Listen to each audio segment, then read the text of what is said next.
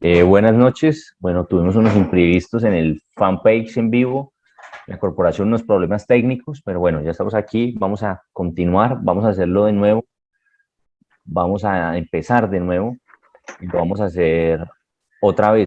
Vamos a hacer la sesión del profesor, la charla del profesor, asentamientos de población afro en el Magdalena Medio. Bueno, sin más preámbulos, el Observatorio TV es un espacio propuesto por la Corporación del Desarrollo Corporación Observatorio del Desarrollo Territorial, que busca divulgar procesos colectivos y académicos del Magdalena Medio.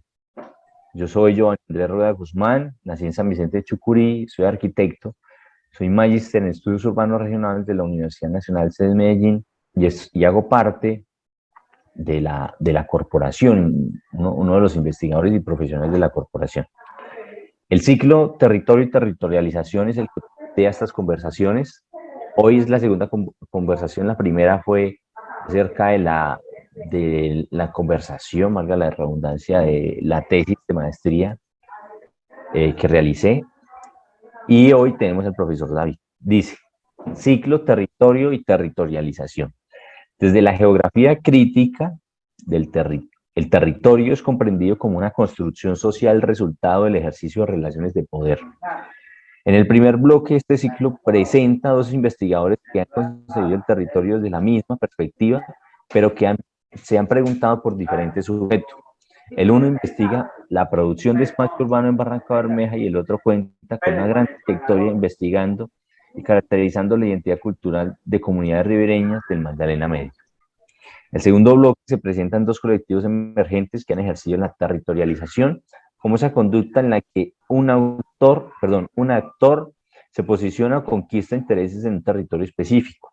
El primero es un grupo de campesinas de San Vicente de Chucurí y el otro un grupo de mujeres de Barranca Bermeja, que mediante unas estrategias específicas intentan materializar sus intereses colectivos en sus comunidades. Bueno, sin más, hoy tenemos como segundo invitado al profesor David Augusto López Rodríguez, antropólogo graduado de la Universidad de Antioquia en 1988.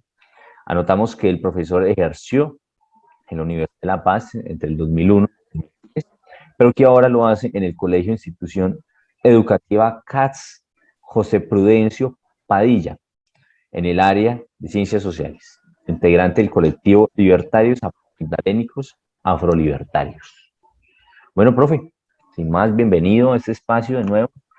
Eh, Otra vez, nos hemos visto varias veces en esta sesión, pero bueno, vamos a continuar y vamos a hacerlo de la mejor forma. Profe, ¿podríamos comentarnos acerca de su trayectoria académica, por favor? Gracias, Andrés. Buenas noches a todos y todas. En cuanto a tu pregunta, podría compartir que mi tesis de grado como antropólogo en la Universidad de Antioquia tuvo como título Las formas asociativas de la etnia negra minera de Barbacoas, Nariño. Esta tesis y experiencia marcó el principal eje temático de mis pesquisas e indagaciones académicas, o sea, sobre la cultura negra o afro en general, y en particular sobre el zambaje cultural a partir del siglo XXI en mi caso. Mi último trabajo, 2019, fue un proyecto de aula titulado Resignificación de José Prudencio Padilla, para optar mi acreditación como docente que obtuve con la Facultad de Educación de la UIS y para mi ejercicio como profesor de sociales en la institución educativa CAS José Prudencio Padilla de Barranca Bermeja. Padilla precisamente fue un sambo hacia finales del siglo XVIII e inicios del siglo XIX. Bien, entre 1985 y 1995 estuve de modo permanente en el Pacífico Sur colombiano, o sea, en el litoral pacífico del Valle, Cauca y Nariño, donde predomina comunidad negra. De allí resalto los siguientes trabajos escritos: elementos socioculturales y económicos en el área minera del río Naya, en Valle y Cauca, costa pacífica. Hipótesis para la construcción de identidad étnico-cultural negra de la costa pacífica nariñense. Y gestión étnica territorial en el municipio de Olaye Herrera, en Nariño. Entre 1999 hasta el presente, la mayor parte del tiempo he estado en Barranca Bermeja, y de esta etapa resalto los siguientes trabajos escritos. 6 elementos hipotéticos e iniciales de carácter histórico, cultural y ambiental del hoy Magdalena Medio y Barranca Bermeja. El capítulo Los humedales de Barranca Bermeja en el contexto urbano regional del Magdalena Medio, del libro Región, Áreas Protegidas, Espacio Público y Participación Ciudadana, editado por FESCOL, Bogotá, 2005. Sobre el etnotopónimo del Gran Verrugoso o Central Hidroeléctrica del Bajo Anchicayá en Buenaventura. Sobre el etnotopónimo de los terrenos recuperados al mar en Buenaventura. Módulo de formación en identidad cultural y etnicidad desde un enfoque diferencial de género y generación. Trasfondo sociorracial en la problemática de la salud del magisterio en Barranca Bermeja y una aproximación al proceso de consulta previa al proyecto Estatuto de Profesionalización Docente de los Etnoeducadores de las Comunidades Negras, Afrocolombiana, Raizal y Palenquera. ¿Es esto entonces, Andrés, lo que podría compartir acerca de mi trayectoria académica? Bueno, profe, muchas gracias. Bueno, ya continuamos como con el objeto, que finalmente el profesor se ha encargado de hacer un estudio con permanencia en el litoral pacífico, estudiando comunidades afro, pero digamos que el interés de esta corporación es hacer el énfasis sobre los estudios de la población afro en el Magdalena Medio. Por eso mismo, bueno, queremos hacer a manera de introducción definir el término ser negro. Vamos a leer un apartado de un texto también del profesor. Dice, principios del movimiento social. La reafirmación del ser negro. En primer lugar, entendemos el ser negro como negros desde el punto de vista de nuestra lógica cultural, de nuestra manera particular de ver el mundo, de nuestra visión de la vida en todas sus expresiones sociales, económicas y políticas. Una lógica que está en contradicción y lucha con la lógica de dominación, la que pretende explotarnos, avasallarnos y anularnos. Nuestra visión cultural entra en confrontación con un modelo de sociedad al que no le conviene la diversidad de visiones porque necesita la uniformidad para seguir imponiéndose. Por eso, el hecho de ser negros, de tener una visión distinta de las cosas, no puede ser solo para un momento en especial, debe mantenerse para todos los momentos de nuestra vida. Segundo lugar, el reafirmarnos como negros implica una lucha hacia adentro, hacia nuestras propias conciencias. No fácilmente nos reafirmamos como nuestras. Ser muchas veces y ser distintos medios se nos inculca que todos somos iguales y ya en esta es la gran mentira de la lógica de la dominación. Desde este punto de vista debemos partir como primer principio el hecho que somos negros y somos fieles a lo que somos y al orden social que concebimos desde nuestra cultura. Bueno, profe, le cedo la palabra. ¿Qué opina sobre esta definición? El ser negro.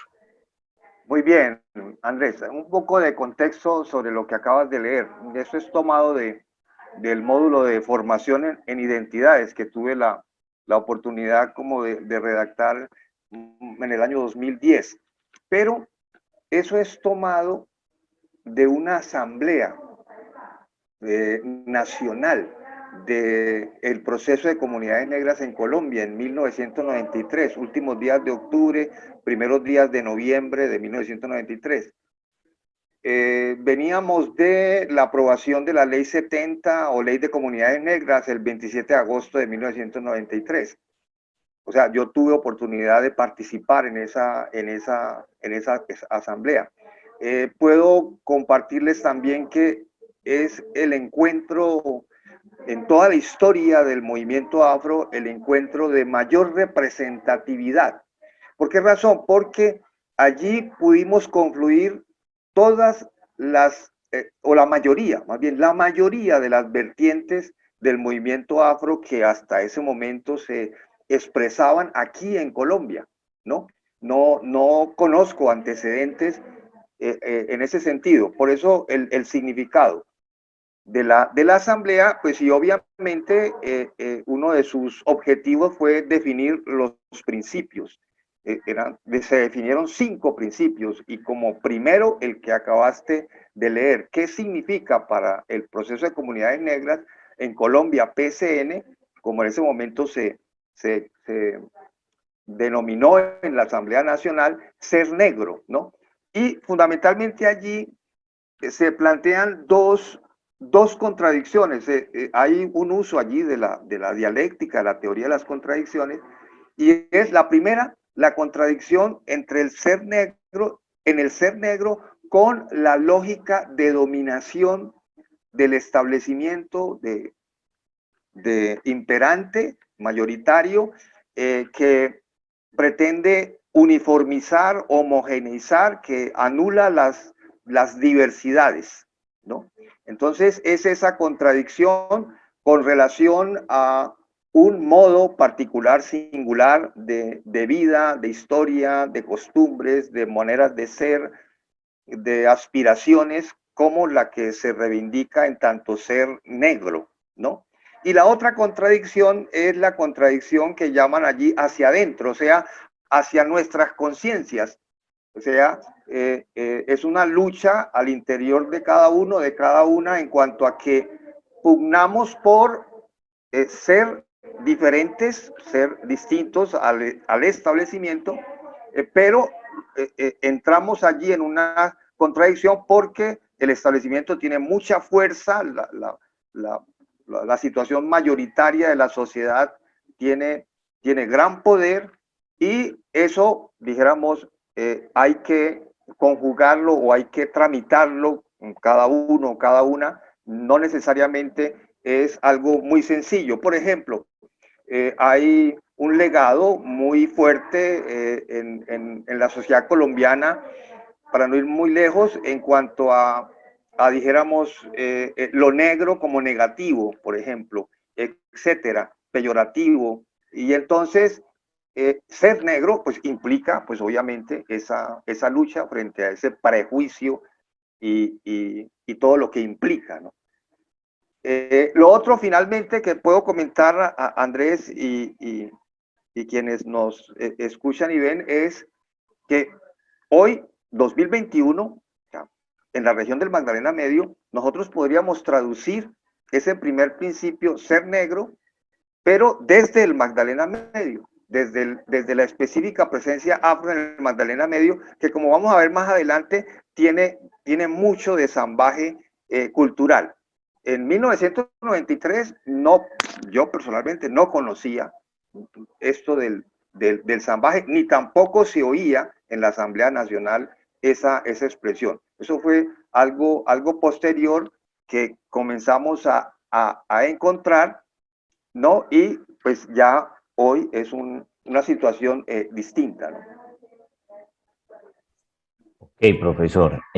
Bueno, ya podríamos entrar, digamos, en lo que estamos hablando de los etnónimos sobre el ser negro, sobre estas vertientes étnicas sobre la población negra o la población afro, sobre lo de sambo, lo de negro, lo de mulato, moreno, ¿cierto? Para definir sobre estos etnónimos. Correcto. Ahí en esta presentación que ustedes están observando, primero como relievar, ¿no? África, ahí está al lado derecho, y al lado izquierdo inmediatamente está el territorio continental colombiano. Para resaltar unos nexos, una conexión, una filiación, una hermandad, ¿no? En síntesis, podríamos también resaltarlo en el siguiente enunciado. África es tanto madre patria nuestra como lo es España, o como lo son los pueblos originarios en nuestros territorios y en América Latina y el Caribe. Ese es el trasfondo de esa presentación. Y allí aparecen en la parte derecha los etnónimos del pueblo negro en Colombia. Etnónimos son nombres culturales. Y aquí valga la precisión, la aclaración, mientras que entre el pueblo indígena no hay discusión, no hay controversia acerca de esa denominación, pueblo indígena o pueblos indígenas, son distintas etnias alrededor de, de un poco más de 80 etnias en Colombia, ¿no? Indígenas, pero todas ellas, cada una tiene su nombre, pero todas ellas se reconocen como pueblos indígenas, ¿no? No tienen más discusión al respecto. Cuando pasamos al pueblo negro con una historia distinta, tiene sus particularidades, es un proceso diferenciado al de otros sectores, vamos a encontrar, por ejemplo, en el 2005, el DANE, el Departamento Administrativo Nacional de Estadística en Colombia, reportaba hasta 17 nombres culturales para el pueblo negro, ¿no? Los que aparecen allí en la presentación, en la parte derecha, son algunos de esos 17 que en el 2005 se expresaron. Y quizás son los más significativos. Comenzando por el negro se refiere en el imaginario de la sociedad colombiana a la persona de piel negra, la persona de rasgos físico-corporales típicos, comunes entre la gente de piel negra. Ese es el negro, la negra, ¿no? El sambo es un término más extraño, más desconocido, casi ya en desuso en nuestra habla cotidiana, pero en los siglos pasados era la persona cuyos padres era un indígena y una persona negra, ¿no? Entonces, al resultado de ese cruce se le llamaba sambo, ¿no? De esa manera, ¿no? El mulato es algo más popular, algo más conocido, mulata, mulataje, ¿no? Era el resultado del cruce entre una persona blanca y una persona negra, ¿no? El moreno, mucho más popular que todos los demás etnónimos o nombres culturales, el término moreno, ¿no? La persona morena de una piel no propiamente negra como la conocemos ahora, sino algo oscura, ¿no? Puede confundirse también como trigueño, trigueña, ¿no? Que es otro de los nombres culturales del pueblo negro, ¿no?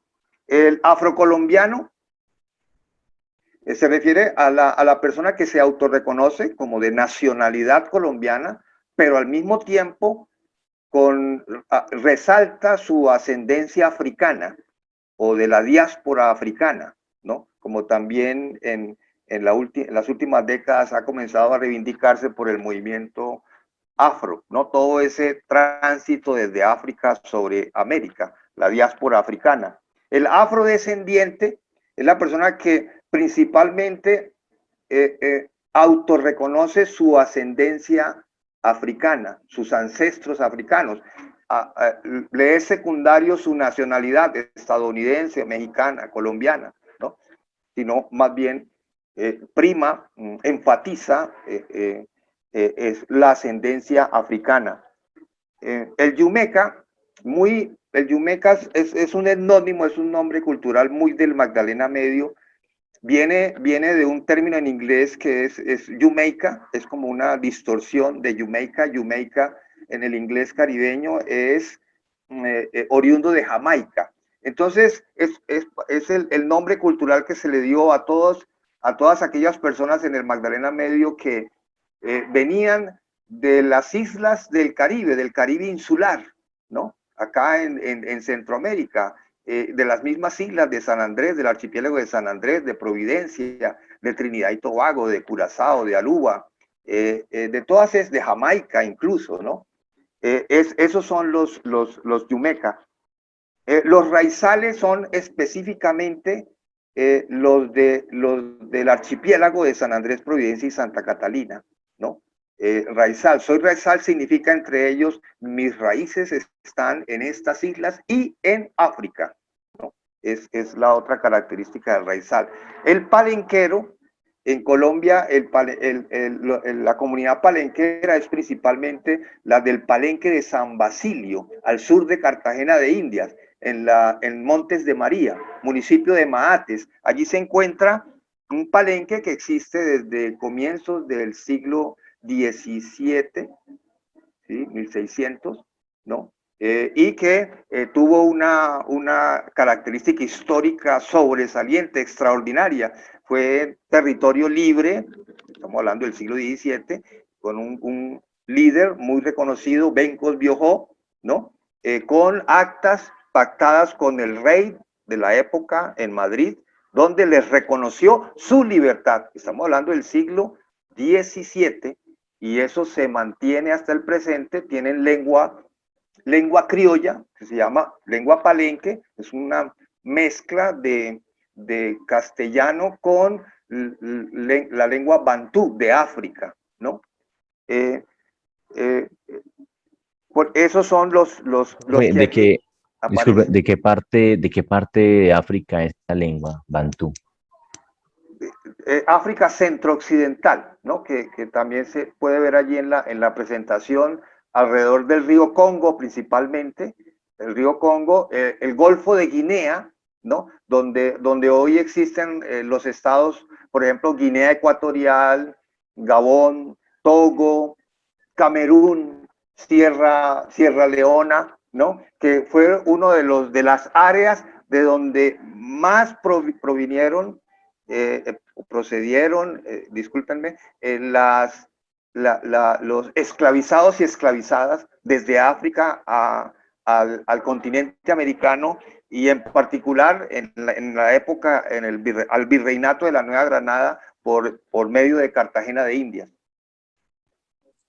Ok, profesor, bueno, yo creo que podemos ya empezar a seguir sobre la forma en que se introdujo la población afro al Magdalena Medio. Habíamos conversado de que habían varias formas, ¿no? Pero que una de las que usted había estudiado y una de las, digamos, con mayor registro es sobre los bogas o sobre los remeros. Háblenos un poco de esto, profe, sobre este tema de los bogas. ¿A qué se refiere? Sí, sí. Aquí hay una cosa muy importante, y es que los bogas o remeros es una de las vertientes, es una de las expresiones de la presencia afro en el Magdalena Medio, en el hoy territorio del Magdalena Medio. Es una muy significativa, muy importante, porque es la que se va a cruzar con mujeres indígenas, y va a dar como resultado el zambaje cultural en el Magdalena Medio. Es decir, esto se resalta porque es que en el hoy territorio del Magdalena Medio, el cruce entre varones negros, todos los bogas eran hombres, porque era un trabajo que demandaba muchísimo esfuerzo físico, pues entre otras razones, o por las circunstancias en la época que fue asignado, impuesto ese trabajo a los hombres negros, ¿no? Mientras que en la época, estamos hablando finales del siglo XVI y XVII, XVIII, XIX, hubo un descenso demográfico fuerte de la población indígena en el Magdalena Medio y en el Bajo Magdalena. Por ejemplo, en el Bajo Magdalena, en el gran pueblo Jimila, o en el Magdalena Medio, el gran pueblo Yareguí. Hubo un descenso drástico porque, recordemos, ellos confrontaron a través de la guerra la invasión hispano-católica, y esa confrontación redujo drásticamente la población masculina de estos pueblos originarios, caribes, todos ellos, eran de lenguas caribes en el Bajo Magdalena y en el Magdalena Medio. Y en ese contexto histórico es donde se produce ese cruce de varones negros con mujeres indígenas, y que dio como resultado zambaje, pero con una frecuencia muy alta. Mira, el sabio Mutis, cuando en finales del siglo XVIII viajó obviamente por el Río Grande de la Magdalena, quedó admirado de que el paisaje humano era era altamente de salvaje, ¿no? Y así lo registra en sus diarios de campo. Igual le sucede luego, años después, 1800, 1801, al científico Alexander von Humboldt, ¿no? Y él transcribe en su diario de campo que de todas las zonas que en Sudamérica ha recorrido, es donde observa mayor cantidad de expresión fenotípica del salvaje, ¿no? O sea, del resultado de ese cruce entre negros e indias, que entre otras cosas era prohibido por la corona, la hispano-católica. Eso no era permitido. Sin embargo, la corona no tenía el control de todas sus áreas y menos de las zonas rurales y toda esta parte, excepto de los sitios urbanos, como por ejemplo Monpós o Cartagena de Indias o Santa Marta, etcétera, ¿no? Entonces, volviendo al punto, ¿no? De los bogas, son esos primeros negros que ingresan y resulta que a finales del siglo XVI ya comienzan a reemplazar casi en su totalidad a los bogas indígenas. Me explico mejor. La introducción de los esclavizados por el Río Grande, la Magdalena, eso se hizo principalmente por esta parte.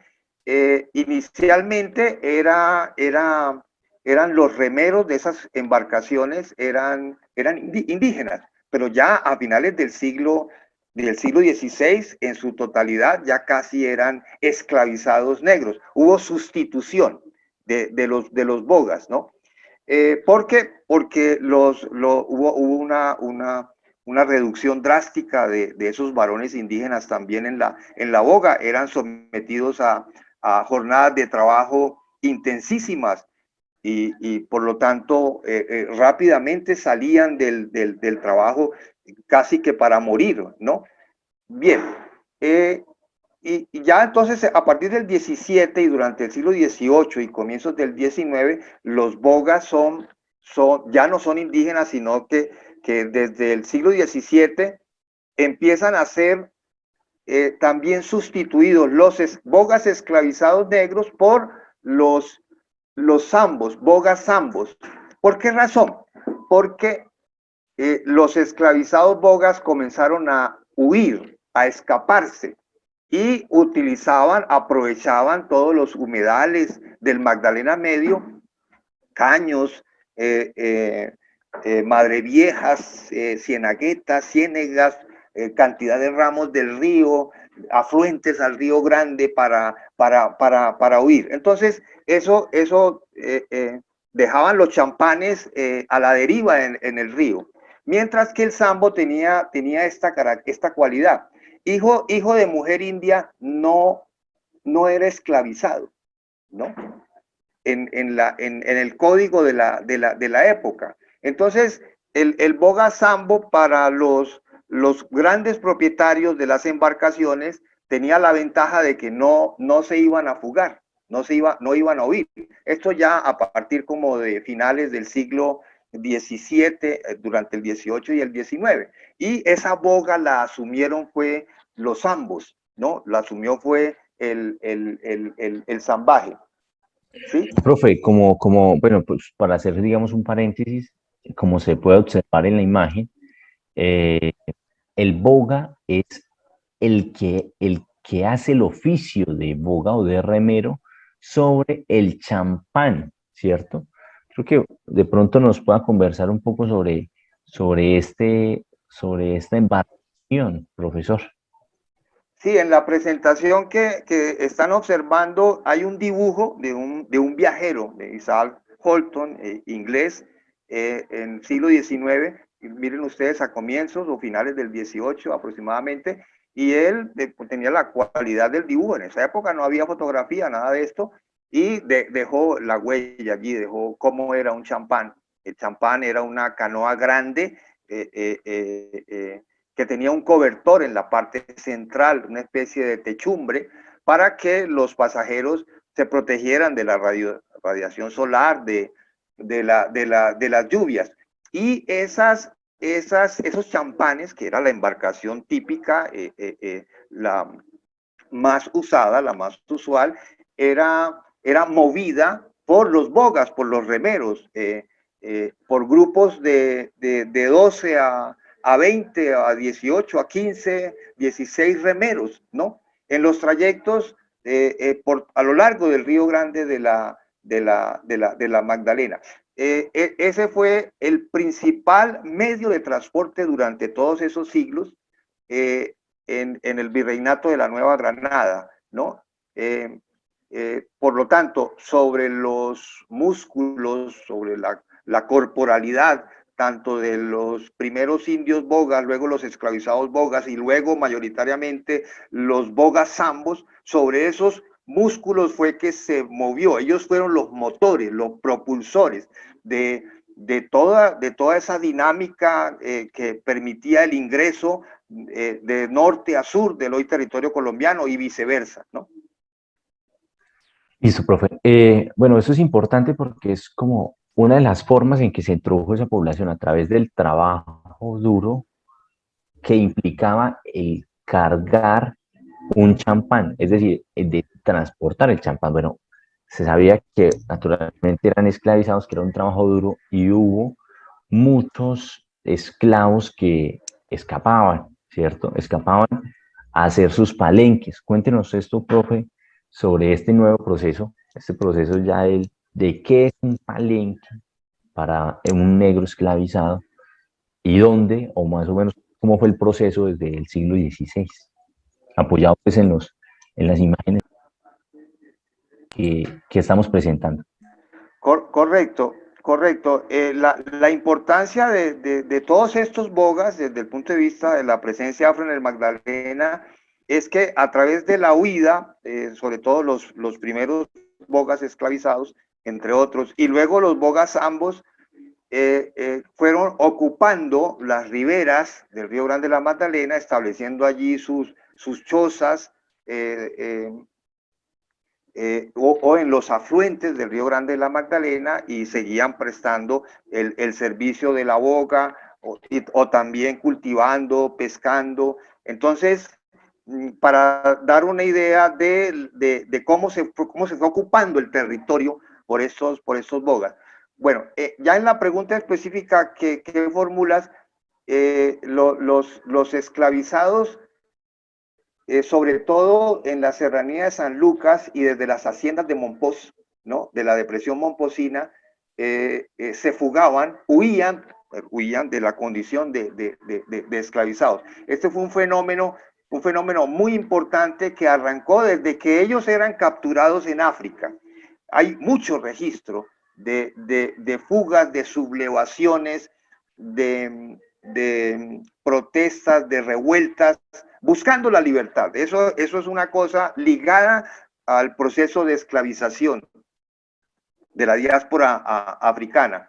Y los bogas igual, entonces como ya lo comentaba. Y ellos, como también otros esclavizados en las haciendas de la depresión momposina o en las minas en la serranía de San Lucas, como por ejemplo en las minas de Simití, del Real de Minas de Simití, o por ejemplo en Arenal o en Norosí, se fugaban y establecían palenques, eran los sitios de refugio, eran como campamentos de huida de los esclavizados. Y eso se llamaban palenques porque de la expresión palos, o sea, hacían corrales de palos como a manera de muralla, de una primera contención, porque eran perseguidos para recapturarlos. Y también porque alrededor de esos corrales de palos, ellos hacían unos canales y dentro de esos canales colocaban nuevamente palos puntiagudos que luego los cubrían con ramas,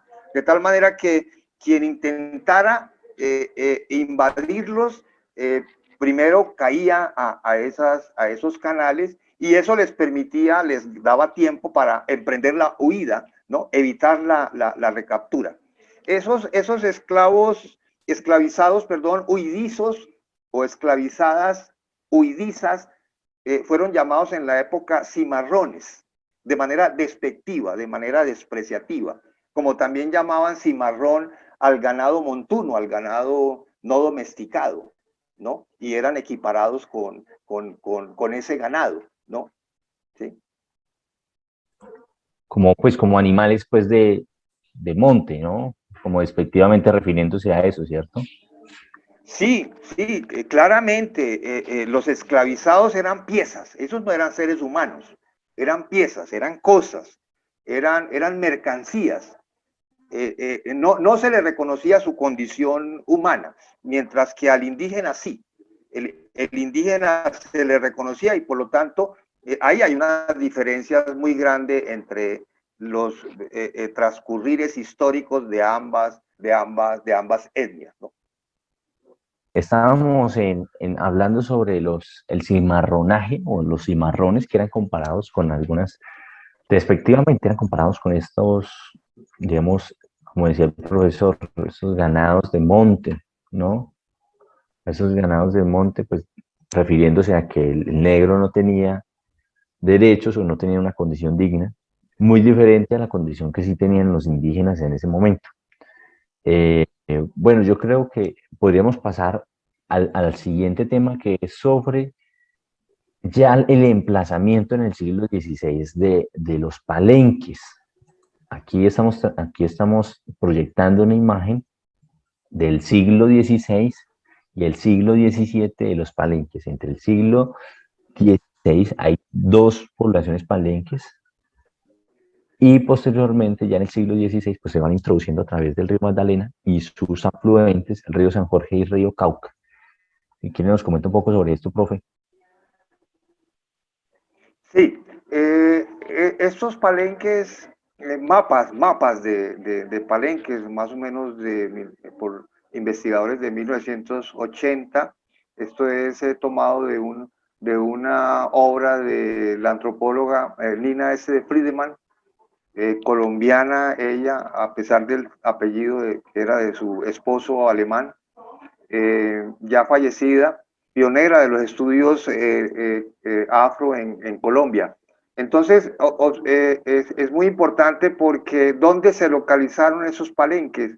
En el siglo XVI, los primeros en los años 1529, 1598, como aparece en el mapa, en La Ramada, cerca de Santa Marta, y en Uré, entre el río San Jorge y el río Cauca, hoy departamento de Córdoba. Urea hace pocos años fue erigido como municipio y es una población que, que en su memoria colectiva, memoria histórica, conserva su identidad como palenque, ¿no? Y toda una serie de características culturales como las que comentábamos para el palenque de San Basilio, el palenque de Uré. Ya para el siglo siguiente, años 1600, siglo XVII, observen ustedes cómo aumenta el número de palenques. Pues hay que aclarar, ¿no?, que hasta 1980 estos eran los palenques detectados, pero es de suponer que hay muchos más que a medida que la investigación avance, porque estas investigaciones relativamente apenas se han comenzado a hacer en las últimas décadas, ¿no? Van a encontrarse muchos más palenques, como de hecho se han ya identificado. Y aquí resaltamos los que están con flecha, el número 2, o sea, en la parte limítrofe del Magdalena Medio con la depresión Momposina, el palenque de Zaragoza, eh, eh, hoy municipio de Antioquia, el nordeste antioqueño, Bajo Cauca, que fue también un palenque. eh, Tuvo nexos con el Magdalena Medio, ya vamos a ver más claramente eso. El número 18, Norosí, actualmente municipio en el Magdalena Medio, fue un palenque en el siglo XVII. El número 19, que fue Cimarrón, llamado así el palenque, con esa denominación. Y en el número 20, que fue el palenque de San Pedro, ¿no? Así fue denominado, ¿no? En el siglo XVIII persiste alta frecuencia de palenques, hasta donde en ese momento se había investigado, y observen ustedes ya a lo largo, no solamente en el norte, sino también en el sur del país. Y acá resaltamos el número 17, en 1799, el palenque de San Bartolomé, ¿no? Hay otros que no se mencionan allí, por ejemplo, Arenal, el municipio de Arenal, el Magdalena Medio, fue también un palenque en el siglo XVII, vecino de Norosí, años recientes fue erigido en municipio, y también la memoria colectiva de la población de Arenal reconoce sus antecedentes como palenque. Y alrededor de la cabecera de Palenque, en corregimientos del municipio de Arenal, vamos a encontrar asentamientos con configuraciones muy similares a la de Palenque de San Basilio, a las típicas de los palenques. O sea que hubo muchos más, ¿no? En toda esta parte, ¿sí? Sitios de refugio, ¿no? Profe, una cosa que resaltamos el otro día conversando sobre la localización respecto al río, ¿no? No es una localización de tipo puerto que se sienta, que se sirve de los ríos, sino por el contrario, si bien está en la zona de influencia de los ríos, se localizan lejos, es decir, se localizan aproximadamente que como a unos 100 kilómetros tal vez del río. O sea, no se localizan sobre el río, sino que se localizan, se alejan del río para tal vez tener, digamos, una especie de, para salvaguardarse de todo lo que implica estar cerca al río, porque finalmente para la época eran fugitivos, ¿no? Correcto, correcto, Andrés. Eran lo que hoy se puede considerar subversivos, por ejemplo, y por lo tanto ellos tenían que evitar la recaptura. Los palenques en ese sentido, por eso es también apropiado llamarlo como campamentos, eran muy inestables, o sea, estaban como corriendo bases de acuerdo a las circunstancias del proceso de huida y de recaptura que los dueños de los esclavizados, esclavizadas, acometían, ¿no? Por ejemplo, a finales del siglo XVII hubo una arremetida muy grande, recuperaron gran parte de las minas de Serranía de San Lucas, a los esclavizados, esclavizadas, o el control sobre esas minas, y esos esclavizados y esclavizadas se refugiaron en el Magdalena Medio, en el complejo de humedales del Magdalena Medio.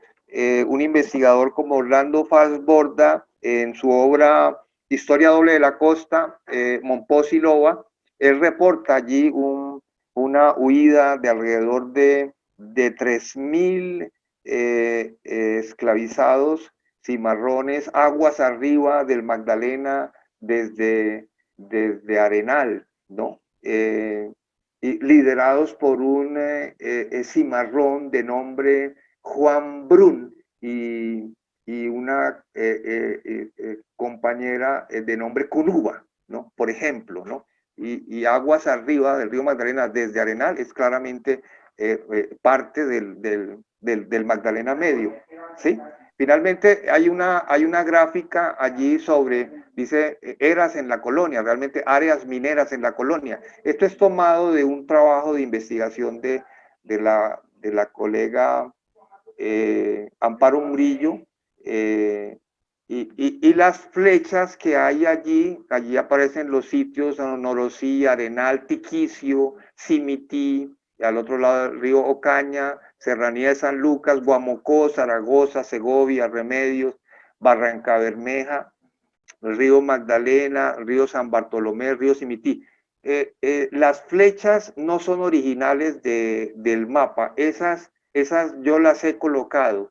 ¿Por qué razón? Porque en la indagación que he hecho, los distintos autores consultados revelan que desde toda esta parte de la Serranía de San Lucas, desde el nordeste de Antioquia, hubo un tránsito hacia el complejo de humedales del Magdalena Medio, porque de allá también huían, ¿no?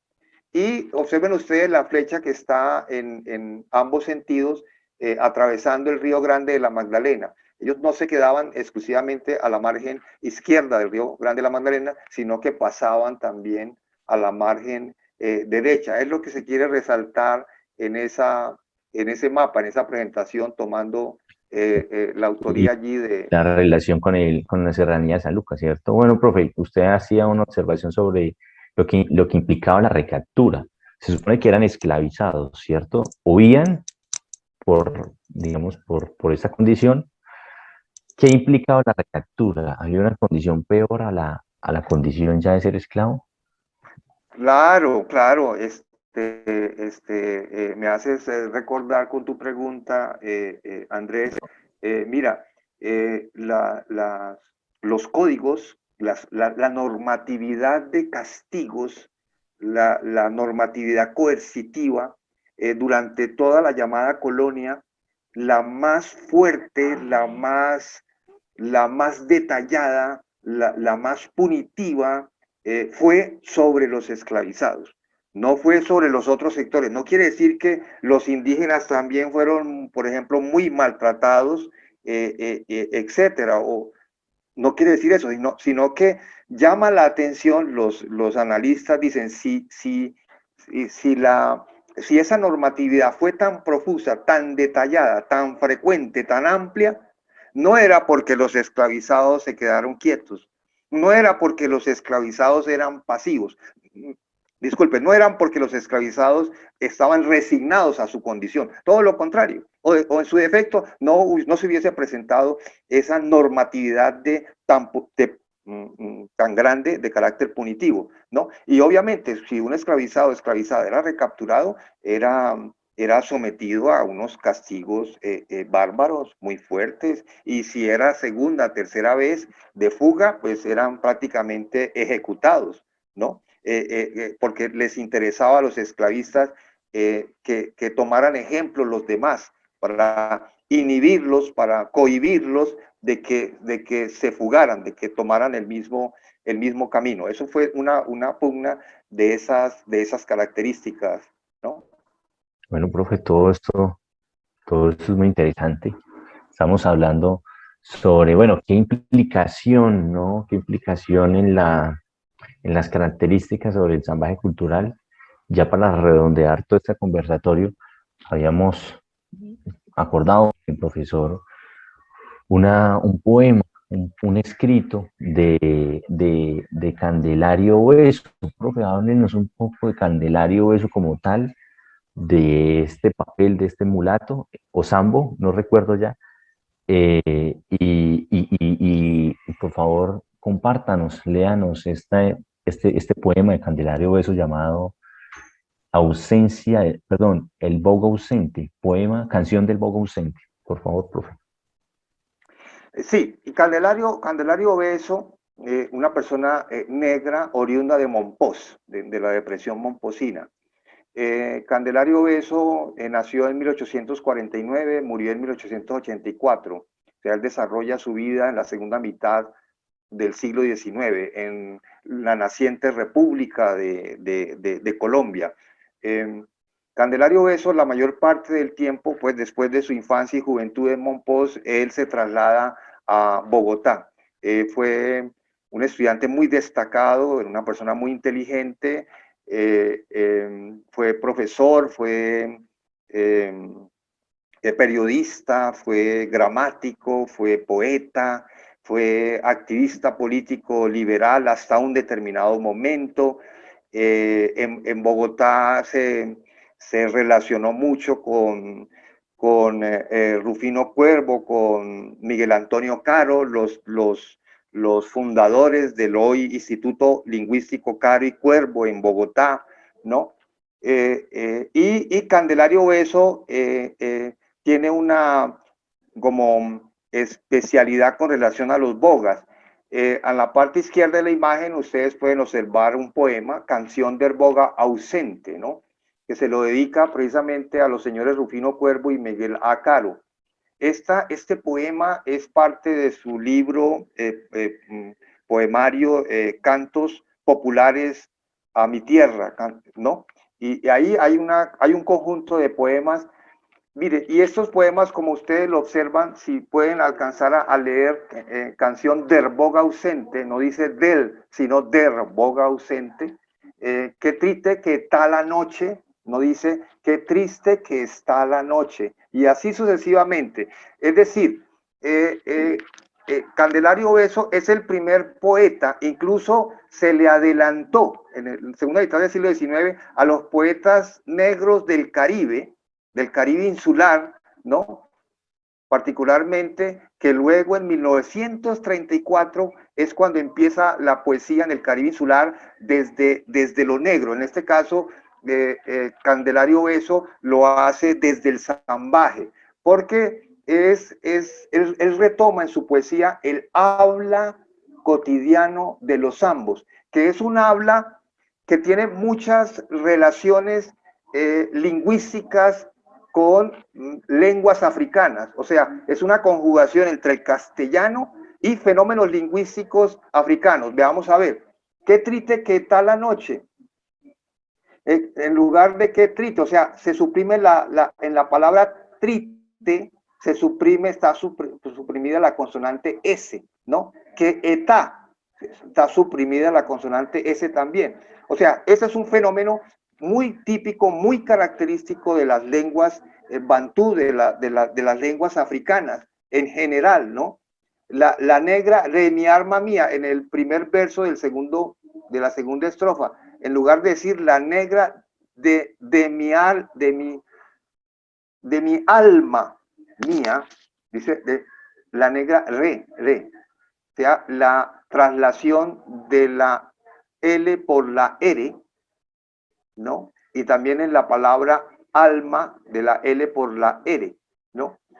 Es el mismo fenómeno. Entonces, lo que se quiere como resaltar acá, miren, esto hacerlo en el siglo XIX era confrontar nada más y nada menos que la Real Academia de la Lengua Española, porque los cánones de los poemas y de los poetas de la época eran estrictos con relación a esa gramática castellana, ¿no? Y llega acá un personaje negro y resulta que les coloca un poemario, una serie, un conjunto de poemas, no en el castellano, entre comillas, culto, sino en el castellano vernáculo, en el castellano de los zambos, ¿no? Y eso es un acto supremamente importante, pues estamos hablando en la segunda parte del siglo XIX, en unas condiciones todavía de mucho racismo, de mucha discriminación, de mucha marginalidad, y eso lo hizo Candelario Beso a un costo altísimo. ¿Cuál fue el costo? Su ostracismo, su marginamiento, cuando él publicó Cantos Populares de mi Tierra, a pesar de que era reconocido en el mundo literario en Bogotá.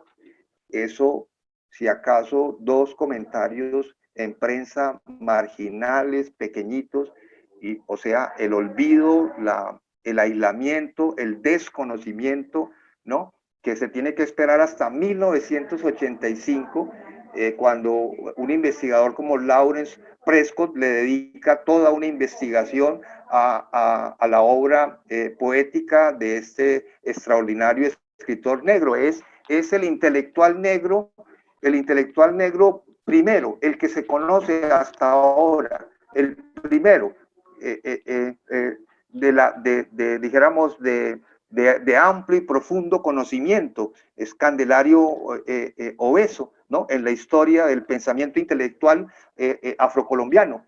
Y entonces, gran parte de su poesía, volviendo aquí a lo del zambaje, él la retoma del habla de los zambos, pero también de las condiciones de vida, de las condiciones sociales, sociopolíticas, de la vivienda, de su región, pero también de la discriminación y cómo la percibían ellos, porque no es tanto como sucedía en el Caribe, por ejemplo, en el Caribe insular, en la parte negra, había estudiosos en la época no negros que hablaban de la parte negra, pero aquí tenemos un negro como Candelario Beso que relata, reporta cómo eran sus coterráneos, que en su gran mayoría zambos, como él allí en uno de los versos lo reporta, ¿no? Tal vez de la tercera estrofa, tal vez por su sambo amado,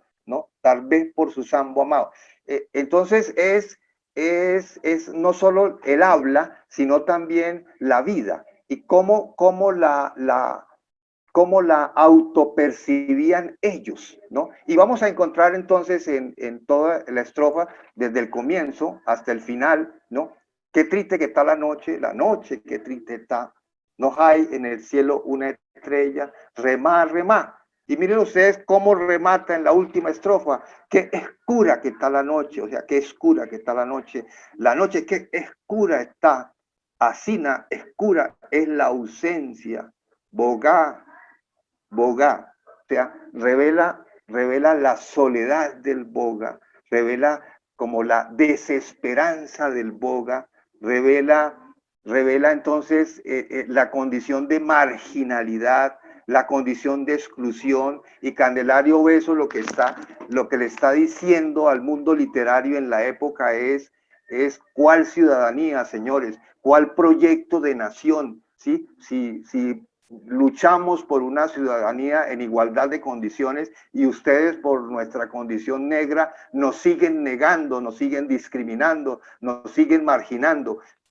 Eso en el siglo XIX era un grito libertario a través de la literatura de este extraordinario poeta Candelario Beso, y traducía ese sentimiento, esa cosmovisión desde el zambaje cultural en el Magdalena Medio, en el hoy territorio Magdalena Medio y en el Bajo Magdalena. Entonces, en conclusión, en esta parte,